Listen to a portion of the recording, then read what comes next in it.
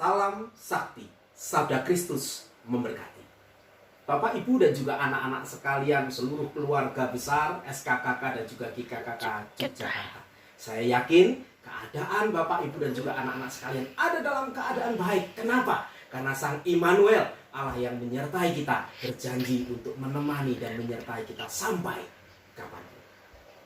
Tema sakti pada hari ini adalah tenang menang.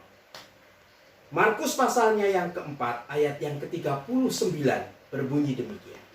Ia pun bangun menghardik angin itu dan berkata kepada danau itu, "Diam, tenanglah."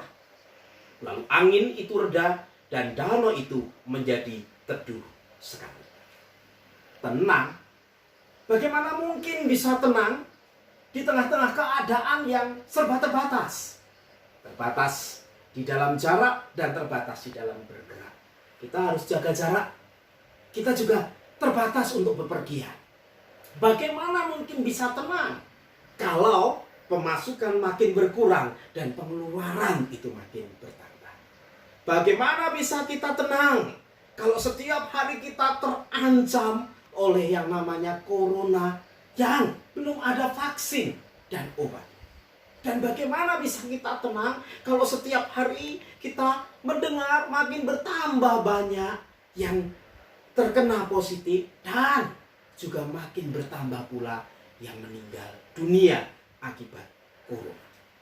Dan bagaimana yang lain bisa kita tambahkan untuk menjadi alasan ketidaktenangan kita?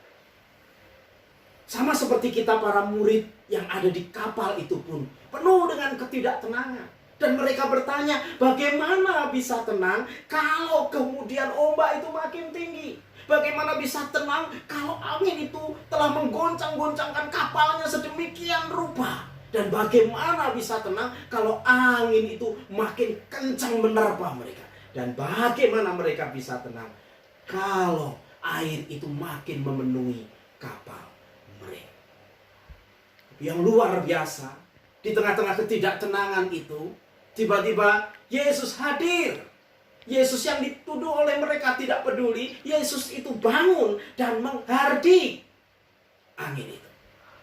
Yesus hadir menenangkan para murid. Seolah-olah ketika ia bangun dan menghardik angin, ia sedang berkata pula kepada para murid, "Tenanglah, ada aku di sini." Yesus hadir menenangkan para muridnya.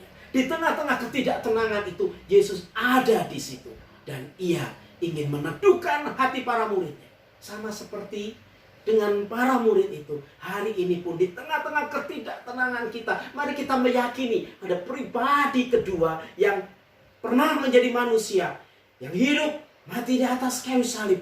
Bangkit, menghapus segala dosa kita, menebus kita. Yang akan menenangkan kita di tengah-tengah segala situasi yang tidak tenang ini.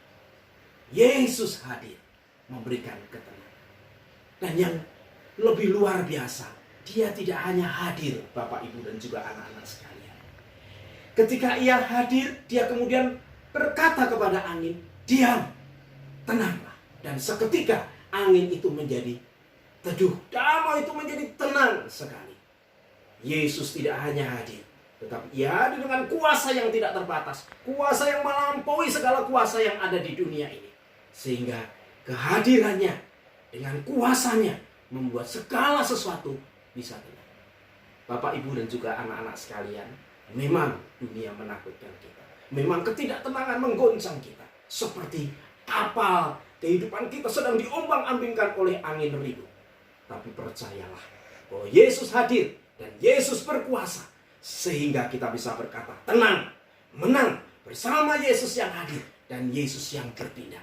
Sehingga ketenangan itu membuat kita bisa menghadapi hari-hari ke depan kita dengan penuh keyakinan. Sudahkah Yesus hadir? Sudahkah Bapak, Ibu, dan juga anak-anak yakin bahwa kuasanya melampaui segala sesuatu? Jika Bapak, Ibu, dan juga anak-anak sekalian merasakan kehadirannya dan percaya pada kuasanya, maka kita akan bisa berkata bersama-sama, tenang, menang bersama Yesus yang hadir dan berkarya dalam hidup kita. Tuhan memberkati.